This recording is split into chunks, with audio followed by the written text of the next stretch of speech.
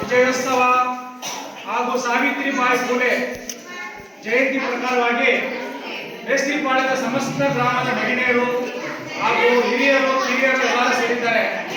ಎಲ್ಲರಿಗೂ ಭೀಮ ಸ್ವಾಗತ. ಜೈ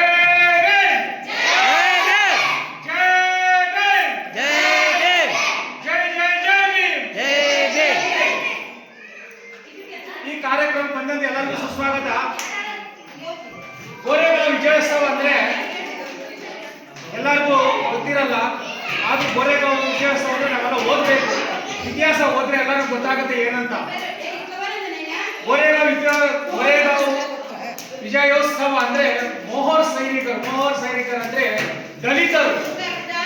ದಲಿತರು ಪೇಶ್ವೆಗಳು 3,000 ಪೇಶ್ವೆಗಳನ್ನ ಬರೀ 500 ಜನ ಮೋಹರ್ ಸೈನಿಕರು 12 ಗಂಟೆಗಳಲ್ಲಿ ಸೆದೆ ಹೊಡೆದಂತ ದಿನೋತ್ಸವ. ಅದು ಡಿಸೆಂಬರ್ ಬೆಳಗಿನ ಜಾವ 6 ಗಂಟೆಗೆ ಸ್ಟಾರ್ಟ್ ಮಾಡಿ ಜನವರಿ 1ನೇ ತಾರೀಕು 12 ಅವರಲ್ಲಿ 3,000 ಪೇಶ್ವ ಸೈನಿಕರನ್ನು ಸೆರೆ ಹೊಡೆದಂತ ದಿನೋತ್ಸವಕ್ಕೆ ನಾವು ಗೋರೆಗಾಂವ್ ವಿಜಯೋತ್ಸವ ಅಂತೀವಿ. ಆ ಗೋರೆಗಾಂವ್ ವಿಜಯೋತ್ಸವ ಅಂದ್ರೆ ನಮ್ಮ ಪೇಶ್ವೆಗಳಂದ್ರೆ ಬ್ರಾಹ್ಮಣರು, ಅರ್ಥ ಮಾಡ್ಕೊಳ್ಳಿ. ಪೇಶ್ವೆಗಳು ಅಂದ್ರೆ ಬ್ರಾಹ್ಮಣರು.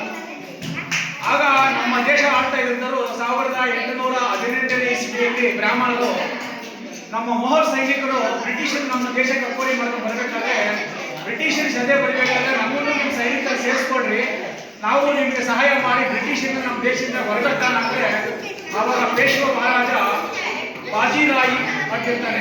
ಆ ಬಾಜಿರಾಯಿ ಅವರು ಹೇಳ್ತಾರೆ, ನೀವು ಶೂದ್ರರು ಅಂದ್ರೆ ಅದ್ರ ದಲಿತರು ನಿಮ್ಮನ್ನ ನಾವು ಸೇರಿಸ್ಕೊಳಕ್ಕಾಗಲ್ಲ, ನೀವು ಮುಟ್ಟಪ್ಪ ಅನ್ಕೊಂಡಿದ್ದೀವಿ, ನಮ್ಮ ರಾಜ್ಯದೊಳಗೆ ಬಂದೆ ಅಂತ ಹೇಳ್ಬಿಟ್ಟು ಗಲಾಟೆ ಮಾಡಿ ನಮ್ಮ ಮೋಹರ್ ಸೈನಿಕ ಬಂದಂತ ಜಾಗವನ್ನು ಅವರು ಆಚೆ ಕಳಿಸಿದ ಮೇಲೆ ಅವರು ನಿಂತಂತ ಜಾಗವನ್ನು ಸಗಣಿಯಿಂದ ತೊಳಸ್ತಾರೆ. ಆವಾಗ ನಮ್ಮ ಮೋಹರ್ ಸೈನಿಕರು ಏನು ಮಾಡ್ತಾರೆ, ಬ್ರಿಟಿಷರಿಗೆ ಸಪೋರ್ಟ್ ಮಾಡ್ತಾರೆ. ಬ್ರಿಟಿಷರಿಗೆ ಹೇಗೆ ಸಪೋರ್ಟ್ ಮಾಡ್ತಾರೆ ಅಂದ್ರೆ, ನಮಗೆ ಸ್ವತಂತ್ರದ ಹಕ್ಕು ಬೇಕು, ನಮಗೆ ವಿದ್ಯೆ ಹಕ್ಕು ಬೇಕು, ನಮ್ಮ ಹೆಣ್ಣುಮಕ್ಕಳಿಗೆ ಸ್ವತಂತ್ರವಾಗಿ ಓದುವಂತ ದುಡಿಯುವಂತ ಪ್ರತಿಯೊಂದು ನಮ್ಮ ದಲಿತರಿಗೆ ಸ್ವಾಭಿಮಾನದ ಹಕ್ಕು ಬೇಕಂತ ಹೇಳ್ಬಿಟ್ಟು ಬ್ರಿಟಿಷರ್ ಅಂತ ಕೇಳ್ತಾರೆ. ಆಗ ಬ್ರಿಟಿಷರ್ ಹೇಳ್ತಾರೆ, ಆಯ್ತು ನೀವೇನು ಕೇಳಿದ್ರೆ ನಾವೆಲ್ಲ ಕೊಡ್ತೀವಿ, ನಾವು ಸಪೋರ್ಟ್ ಮಾಡೋದಾಗ ಆವಾಗ ನಮ್ಮ ಮೋಹರ್ ಸೈನಿಕರು ಬ್ರಿಟಿಷರ್ ಸಪೋರ್ಟ್ ಮಾಡ್ತಾರೆ. ಬ್ರಿಟಿಷರಿಗೆ ಸಪೋರ್ಟ್ ಮಾಡಿದಾಗ ಬ್ರಿಟಿಷರ್ ಕಡೆಯಿಂದ 800 ಜನ ಸೈನಿಕರು ಇರ್ತಾರೆ. ನೀವು 800 ಜನ ಸೈನಿಕರು ಬೇಡ, ನಮ್ಮ ಮೋಹರ್ ಸೈನಿಕರು 500 ಜನ ಇರ್ತೀವಿ ಸಾಕು ಅಂತ ಹೇಳ್ತಾರೆ. 24 ಮೈಲಿ ಕಾಲು ನಡಿಗೆಯಲ್ಲಿ ನಡ್ಕೊಂಡು ಹೋಗ್ತಾರೆ. ಊಟ ಇಲ್ಲ, ನೀರಿಲ್ಲ, ತಿಂಡಿ ಇಲ್ಲ, ಕಾಫಿ ಇಲ್ಲ. ಹೋದಂತ ನಮ್ಮ ಸೈನಿಕರು ಭೀಮಾ ನದಿ ತೀರದಲ್ಲಿ ಯುದ್ಧ ನಡೀತಾರೆ. ಭೀಮಾ ನದಿ ತೀರದಲ್ಲಿ ಯುದ್ಧ ನಡಿಬೇಕಾದ್ರೆ ನಮ್ಮ ಅದನ್ನೇ ಗೋರೆಗಾಂವ್ ವಿಜಯೋತ್ಸವ ಅಂತಾರೆ. 500 ಜನ ನಮ್ಮ ದಲಿತ ಸೈನಿಕರು ಮೋಹರ್ ಪೇಶ್ವೆಗಳನ್ನ ಸೋಲಿಸಿದಂಥ ದಿನ. ಆವತ್ತಿನಿಂದ ನಮ್ಮ ದೇಶಕ್ಕೆ ವಿದ್ಯೆ, ನಮಗೆ ಸ್ವತಂತ್ರವಾದ ಬದುಕುವಂತ ಅಲ್ಪ ಸ್ವಲ್ಪ ಬ್ರಿಟಿಷರು ಕೊಟ್ಟರು ಹೊರತು ನಮ್ಮ ಆಳುವಂತ ಪೇಶ್ವೆಗಳಲ್ಲ. ಅದು ಗೋರೆಗಾಂವ್ ವಿಜಯೋತ್ಸವ ಅಂತ ನಾವು ಸಂಭ್ರಮ ಮಾಡ್ತೀವಿ. ನಮ್ಮ ಸಾವಿತ್ರಿಬಾಯಿ ಫುಲೆ ಈ ದೇಶದಲ್ಲಿ ಮೊಟ್ಟ ಮೊದಲ ವಿದ್ಯಾ ದೇವತೆ ಅಂತ ನಾವು ಹೇಳ್ತೀವಿ. ಸಾವಿತ್ರಿಬಾಯಿ ಅವರಿಗೆ ವಿದ್ಯಾ ದೇವತೆ ಅಂತ ಹೇಗೆ ಹೇಳ್ತೀರಿ ಅಂದ್ರೆ, ಈ ಶೂದ್ರ ಅತಿ ಶೂದ್ರರಿಗೆ ವಿದ್ಯೆ ಇರಲಿಲ್ಲ, ಮನೆಯಿಂದ ಆಚೆ ಬರೋಂಗಿಲ್ಲ, ನಾವು ಗುಲಾಮರಾಗಿ ಕೆಲಸ ಮಾಡಬೇಕಾಗಿತ್ತು. ಆ ಗುಲಾಮ್ಗಿರಿ ಕೆಲಸ ಮಾಡಲಾಗ್ತ ಟೈಮಲ್ಲಿ ಮಹಾತ್ಮ ಜ್ಯೋತಿಬಾ ಫುಲೆ ಅವರು 13 ವರ್ಷ, ಸಾವಿತ್ರಿಬಾಯಿ ಫುಲೆಗೆ ಮದುವೆ ಆಗಬೇಕಾದ್ರೆ 9 ವರ್ಷ.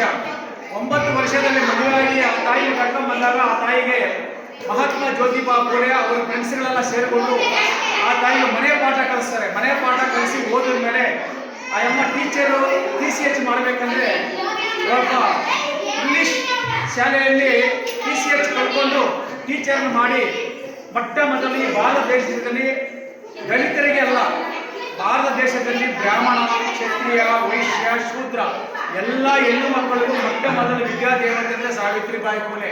ನಮ್ಮ ಶಾಲೆಗಳಲ್ಲಿ ನಮಗೆಲ್ಲ ಹೇಳ್ಕೊಡೋದು ಏನಂದ್ರೆ ಸರಸ್ವತಿ ನಮಗೆ ವಿದ್ಯಾ ದೇವತೆ ಅಂತ.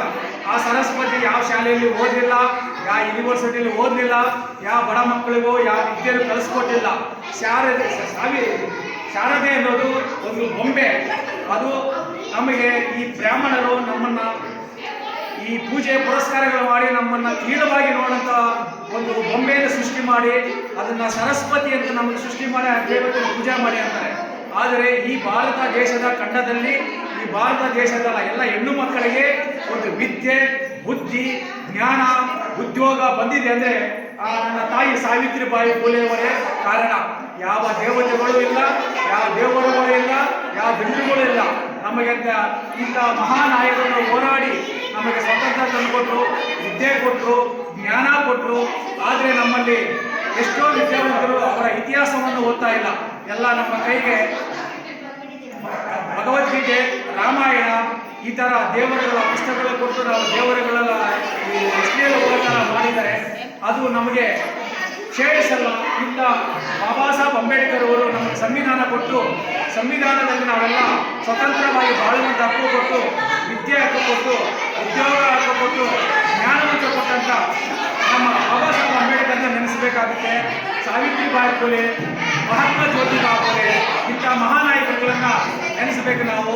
ಈ ಸಂದರ್ಭದಲ್ಲಿ ಈ ಕಾರ್ಯಕ್ರಮದಲ್ಲಿ ಎಲ್ಲರೂ ಬಂದು ಈ ಕಾರ್ಯಕ್ರಮಕ್ಕೆ ಕೈಗೂಡಿಸಿ ಈ ಕಾರ್ಯಕ್ರಮ ಯಶಸ್ವಿಗೊಳಿಸಿದ ದೇಶಪಾಡ ಗ್ರಾಮದ ಎಲ್ಲ ಸದಸ್ಯರಿಗೂ, ಎಲ್ಲ ಮಹಿಳೆಯರಿಗೂ ನನ್ನ ಹೃತ್ಪೂರ್ವಕ ಜೀವ ವಂದನೆಗಳನ್ನು ತಿಳಿಸುತ್ತಾ ಈ ಎರಡು ಮಾತು ಅದಕ್ಕೆ ಇವೆಲ್ಲ ನನಗೆ ಸಮಯ ಕೊಟ್ಟಂತ ನಿಮ್ಮೆಲ್ಲರಿಗೂ ಇನ್ನೊಂದಿಷ್ಟು ಜೀವವನ್ನು ಉಳಿಸಿ ನನ್ನ ಮಾತನ್ನು ಮುಗಿಸ್ತೀನಿ.